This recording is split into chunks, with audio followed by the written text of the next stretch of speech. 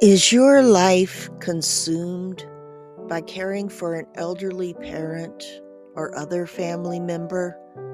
Whether they are in your home, their own home, or a care facility, you might be feeling the heavy weight of exhaustion, burnout, or what we call compassion fatigue. It can be hard to remember your why you are doing this, especially when your loved one doesn't remember your name, your family doesn't appreciate it, or you're just plain exhausted. The why gets blurry. The pain isn't just the work of caregiving, it's the heavy, sacred, and often lonely burden of being the only one left to protect a loved one's dignity. My name is Marcia Jacobi. I am a professional life coach who has also spent 27 years as a licensed nursing facility administrator and hospice professional. But I am more than that. I have also been you, the daughter, caring for mother, father, and in-laws. I know that in the sacred process of caregiving, it is incredibly easy to lose yourself. The following story illustrates the profound significance of why your caregiving matters. But at the end of this video, I want you to see why caring for yourself is essential to surviving this journey.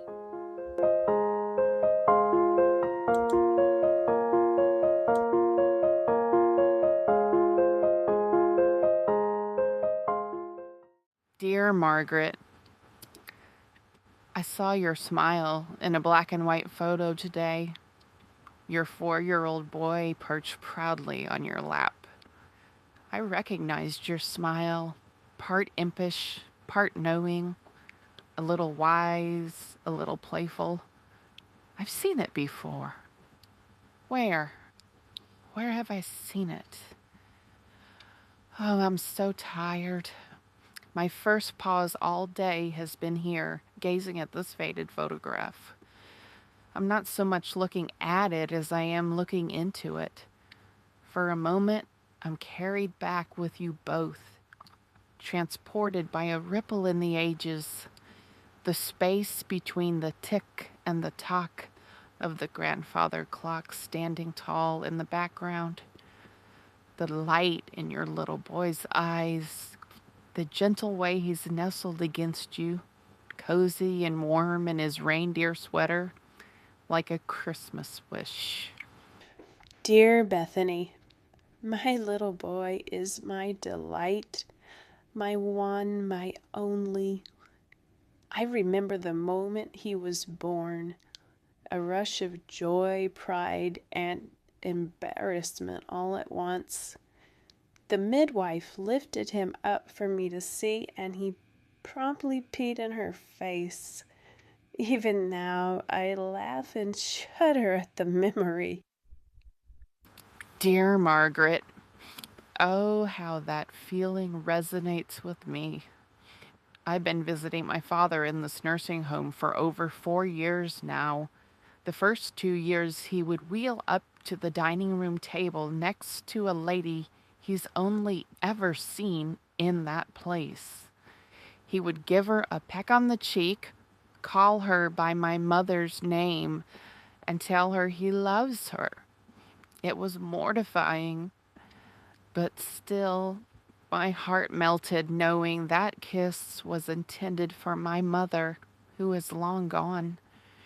In his mind, this was no stranger, no other woman. It was just my mother. I found it endearing to know he still loved her that much, but I groaned inwardly for this poor sweet lady who had to learn to endure this morning ritual. Dear Bethany, Bath time is so slickery.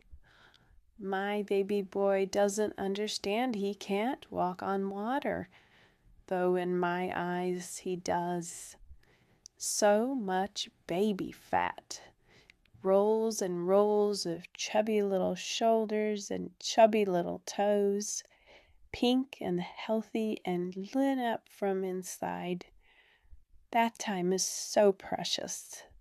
Dear Margaret, I took my father to the dermatologist today. I went in with him because Dad can't communicate his problems to the doctor. Out of respect, I shielded my eyes with a paper gown, catching only glimpses of his chest, his shoulders, sometimes a bare arm as the physician examined him. Wasted muscle, wrinkled and spotted skin, so vulnerable. Did I tell you that my father took some pebbles from the flower arrangement on the table and put them in his mouth, thinking they were food? I could barely get them out in time before he swallowed them. Thank goodness he didn't bite down. Those dentures would have cracked before the pebbles did. I have to watch him every minute. Dear Bethany, that makes me chuckle. I know how you feel. My little boy goes with me to the chicken coop every morning. As I reach to gather the eggs, he's bending down in the dirt and pinching up a dollop of chicken poop. It's all I can do to spin back around and snatch it out of his chubby little hand before it goes in his mouth. I can't leave him for a second. Dear Margaret, my dad is forgetting words. The nurse calls it word salad. He speaks sounds, but they don't make any sense. The only clues I have are the look in his eyes and the urgency in his posture. He talks as though I should understand him. Trying to play along, I feel him drifting further away from me. Dear Bethany, my little boy was precious today.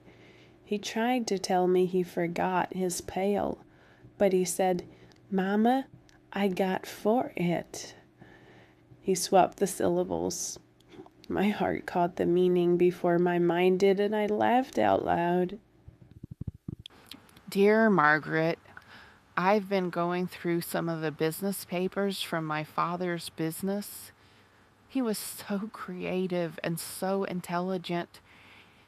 Even though he never received a college education, he made a place for himself in this world. His former employees no longer visit him. Most of the family have stopped coming. Dad doesn't remember my name now, but I keep showing up every day. Dear Bethany, it aches to watch my little boy go off for his first day of school. For 5 years he has been mine alone. Now the world is calling him, and I must share him. I do not know how the world will treat him. I dread not being there to protect him. He's vulnerable, and so am I.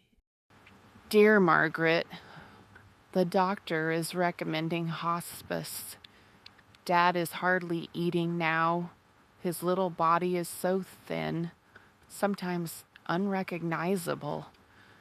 Yet the other day, as I brushed his hair, he looked up at me with his impish, knowing smile, and I remembered where I'd seen that smile before. It was on your lips in the photograph. Thank you for being such a good mother to my dad and giving him the roots to become a great man. I am sorry I never knew you, but in these last 5 years, I have felt a sistership with you. We are the only 2 women in the world who shared the privilege of caring for this man at his most vulnerable. You at the beginning of his life and me at the end. He spoke so well of you, Grandma. I wish I could look into your eyes, see that impish smile, and whisper, "Thank you for the way you mothered my dad."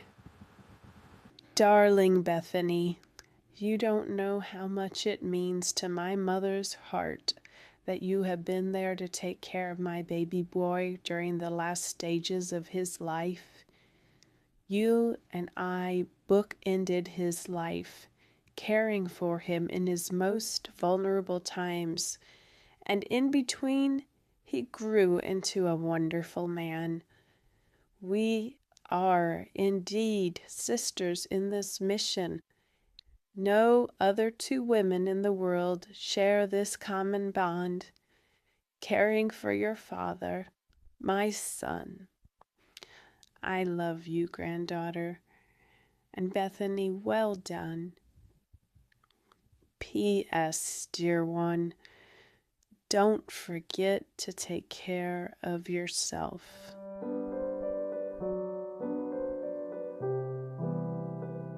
How your life coaching can help. Most people talk about maintaining their work-life balance, but for a caregiver, the lines are not that simple. Whether you are a professional healthcare worker or the daughter, wife, sister, mother at the bedside, caregiving takes on a life of its own. At Your Life Coaching, we focus on your life balance. Your life as a person, your well-being and space to replenish and grow, and your life as a caregiver, clarifying your role, reinvigorating your purpose, and resolving your problems. Balancing two lives requires managing infinite needs, yours and theirs, against finite resources. And as your coach, I will help you to establish and maintain godly boundaries, release false guilt inflicted by self or others, solve problems creatively, and navigate the natural limits of time and resources. I invite you to get in touch and let's talk. The consultation call is free, and I'm happy to explore your particular situation with you.